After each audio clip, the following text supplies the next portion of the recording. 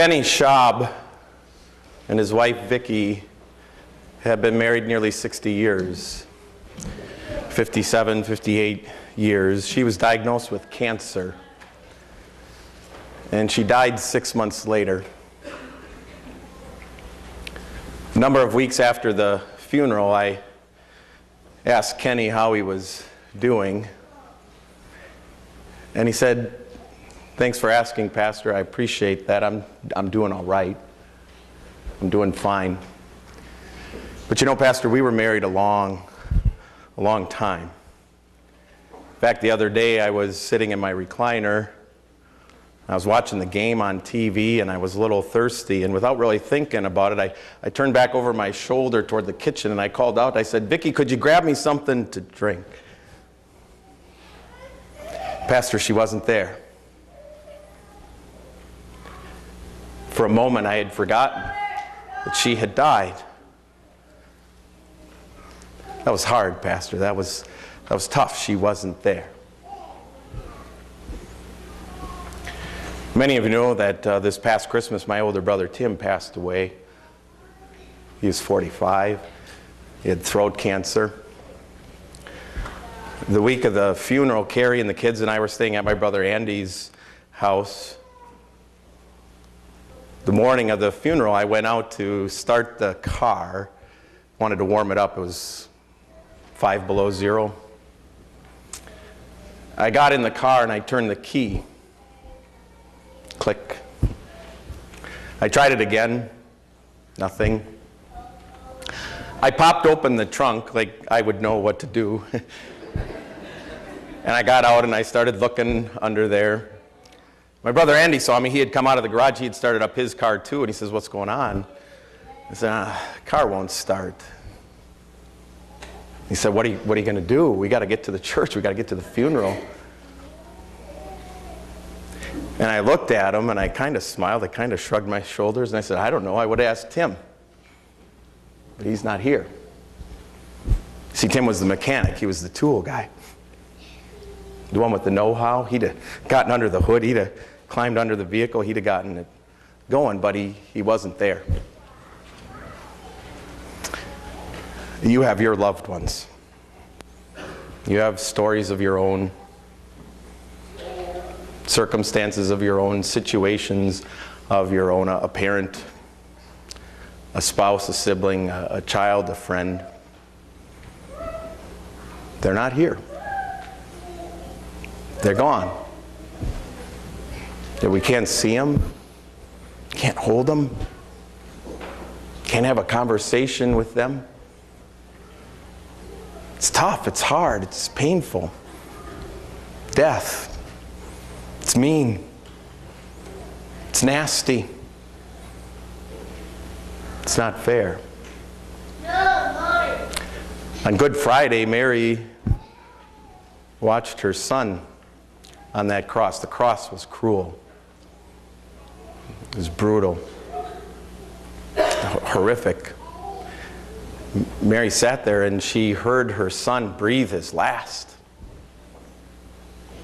She saw his head drop and hang.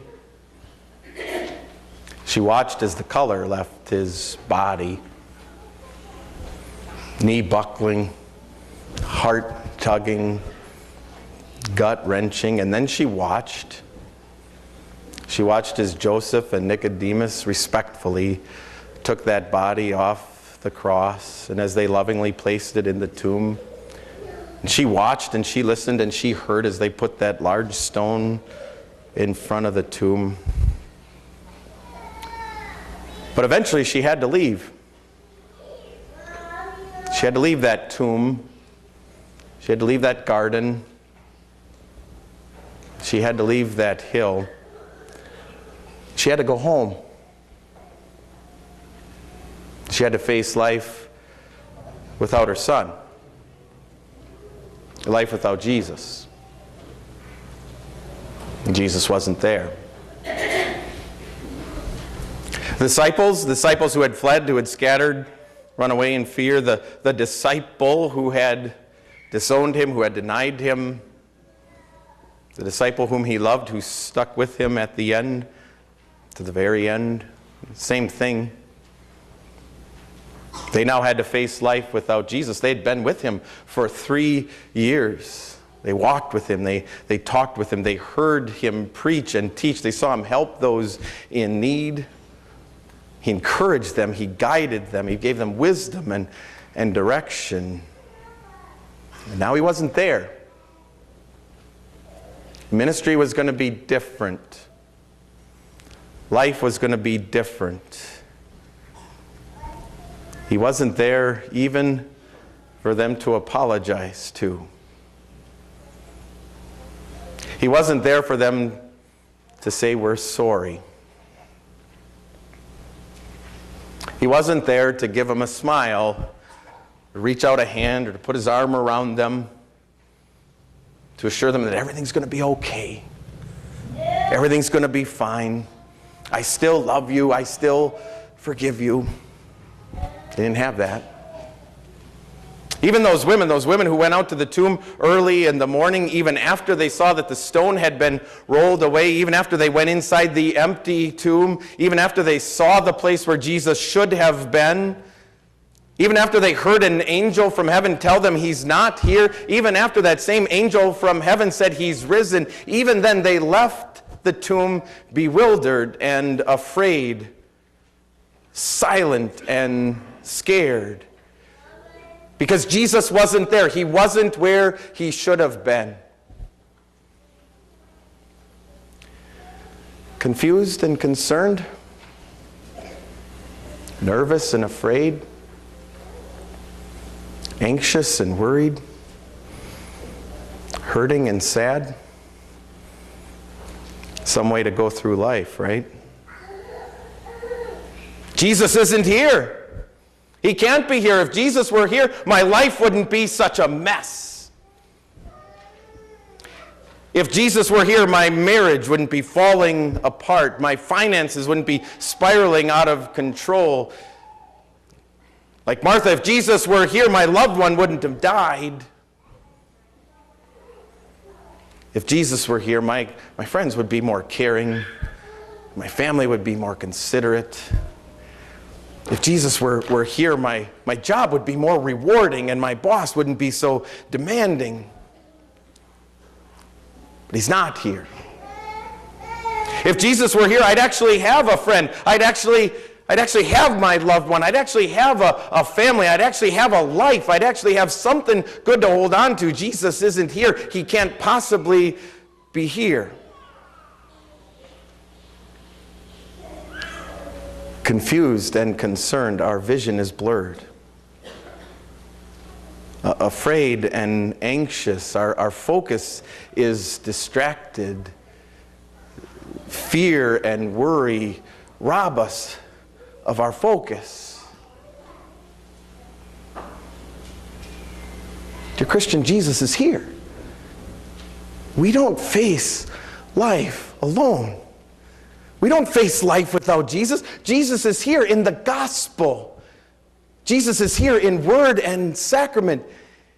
Jesus is here to give us a smile, hold out his hand, and put his arm around us, to assure us that he still loves us. He forgives us. To assure us that everything is going to be okay. Everything is going to be just fine. He's here in the pages of his word, fulfilling the law in our place, dying the death that we deserve. He's here in water and the word, assuring us he claimed us as his own. He put his name on us. We're going to heaven one day. He's here in bread and wine in the sacrament of Holy Communion. His body broken for our sin, his blood poured out to wash that sin all away. We don't face life alone. We don't face life without Jesus. He's here in the gospel, in word and sacrament, in the means of grace. He's not dead in that tomb. He's not still wrapped in strips of linen in that tomb. He's not defeated inside that tomb. He's alive. He's risen. He's ascended. He's seated at the right hand of God, the Father Almighty. And from there, he's taking an active interest in each one of us. And he's playing an active role in each one of our lives. We don't face life alone. The God who suffered for us, the God who bled for us, the God who died for us, the God who crushed the serpent's head for us, the God who rose for us, the God who defeated death, the God who swallowed it up in victory, the God who gives us that victory, the God who put his name on us, who claimed us as his own, who adopted us into his family, the God who loves us is seated at the most powerful position in the entire universe, the right hand of God the Father Almighty, where he is working all things for our good. Where even now, right now, even as we speak, he's interceding for us. He's pleading our case. He's speaking to the Father in our defense. We don't face life alone. Dear friends, see the place where they laid him. He's not there. He's risen. He's alive. He lives triumphant from the grave. He lives eternally to save. He lives my hungry soul to feed. He lives to help in time of need. He lives to bless me with his love. He lives to plead for me above. He lives to comfort me when faint. He lives to hear my soul's complaint. He lives to silence all my fears. He lives to wipe away my tears. He lives, and I shall conquer death. He lives my mansion to prepare. He lives to bring me and Vicky and Tim and your loved ones. He lives to bring all who believe in him safely there. Oh, the sweet joy this sentence gives. I know that my Redeemer lives. Amen.